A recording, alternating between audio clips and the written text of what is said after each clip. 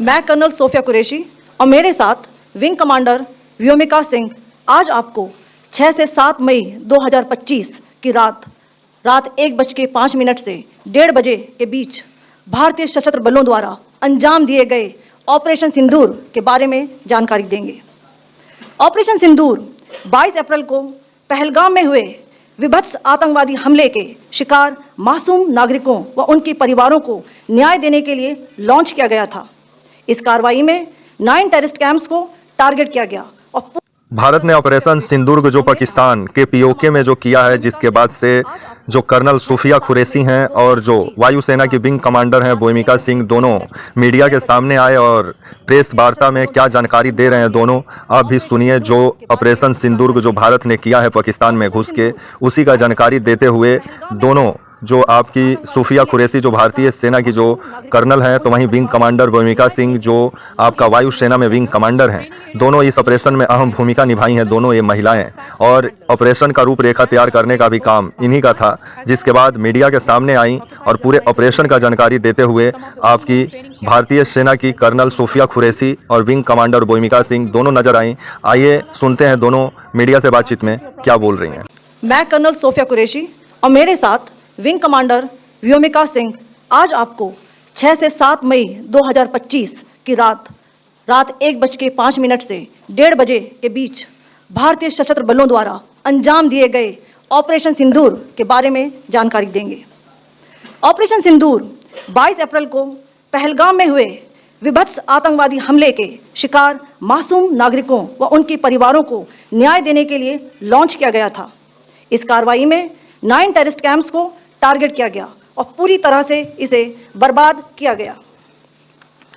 पाकिस्तान में पिछले 3 दशकों से टेरर इंफ्रास्ट्रक्चर का निर्माण हो रहा है। इसमें recruitment, indoctrination centres, training areas व लॉन्च पैड शामिल थे, जो पाकिस्तान और पाक अधिकृत जम्मू कश्मीर POJK दोनों में फैले हैं।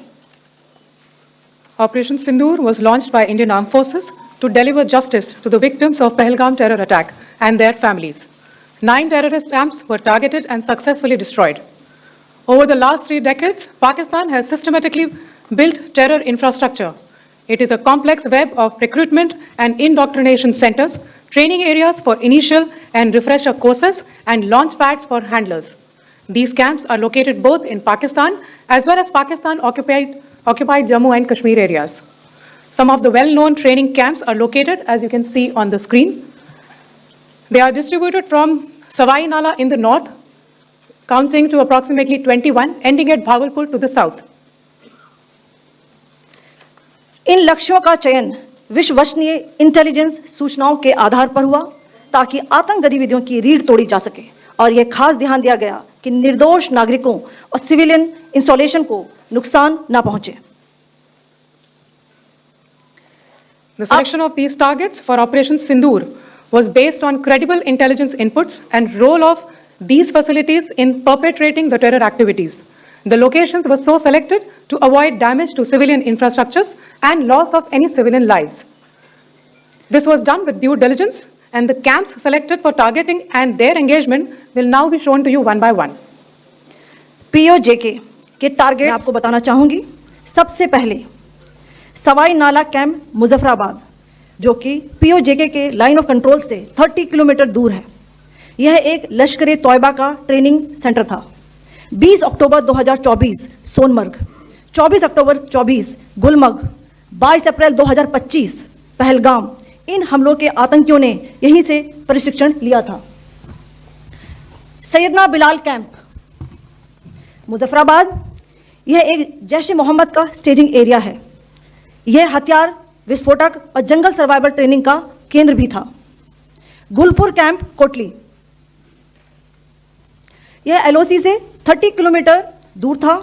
लश्कर तौयबा का बेस था, जो रजौरी पुंछ में सक्रिय था। 20 अप्रैल 2023 को पुंछ में और 9 जून 2024 को तीर्थ यात्रियों के बस हमले में यहीं से आतंकी को ट्रेन किया गया था।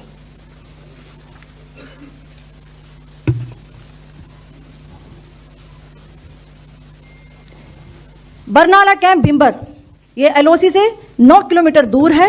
यहाँ पर हथियार, हैंडलिंग, आईईडी व जंगल सर्वाइवल का प्रशिक्षण केंद्र था। अब्बास कैंप कोटली,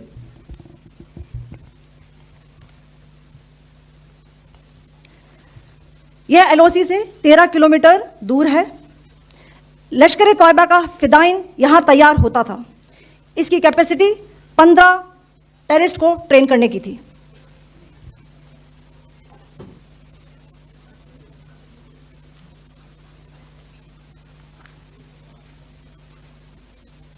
अब मैं पाकिस्तान के अंदर के टारगेट से अवगत कराना चाहूंगी। पहला, सर्जल कैंप सियालकोट। यह अंतर्राष्ट्रीय सीमा से 6 किलोमीटर की दूरी पर है, सांबा कठुआ के सामने।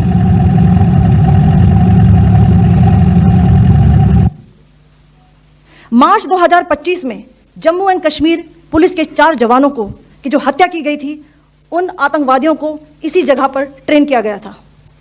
दूसरा, महमूना जाया कैंप सियालकोट। यह 18 से 12 किलोमीटर आईबी से दूर था। हिजबुल मुजाहिदीन का बहुत बड़ा कैंप था। यह कठुआ जम्मू क्षेत्र में आतंक फैलाने का नियंत्रण केंद्र था। पठानकोट एयरफोर्स बेस पर किया गया हमला भी इसी कैंप से प्लान और डायरेक्ट किया गया था। मरकज ताइबा मुरीद के, यह आईबी से 18 से 25 किलोमीटर दूरी पर है। 2008 के मुंबई हमले के आतंकी भी यहीं से प्रशिक्षित हुए थे। अजमल कसब व डेविड हेडली भी यहां ट्रेन हुए थे।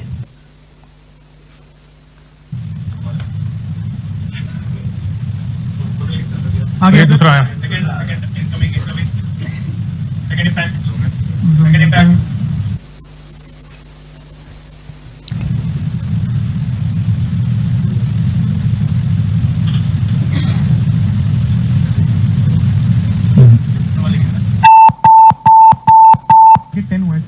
टारगेट 10 हुआ, एंक्लोजर सेम ही है। 7 it is hit the target. हाँ हाँ।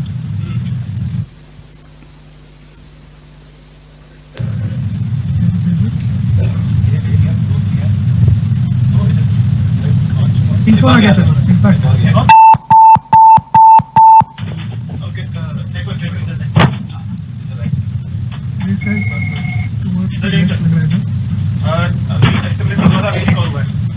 अभी राइट।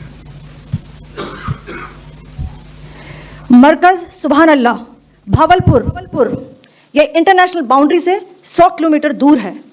जैश ए मोहम्मद का मुख्यालय था। यहां पर रिक्रूटमेंट, ट्रेनिंग व इंडॉक्ट्रिनेशन का केंद्र भी था। शीर्ष आतंकी अक्सर यहां आते थे। मैं आप सबको बताना चाहती हूं कि किसी भी सैन्य ठिकाने का निशाना नहीं बनाया गया और अभी तक किसी तरह की नागरिक क्षति की रिपोर्ट नहीं है। धन्यवाद। जय Hind. The strike on the terror camps were undertaken through precision capability. As shown to you, a niche technology weapons with careful selection of warheads was ensured so that there will be no collateral damage.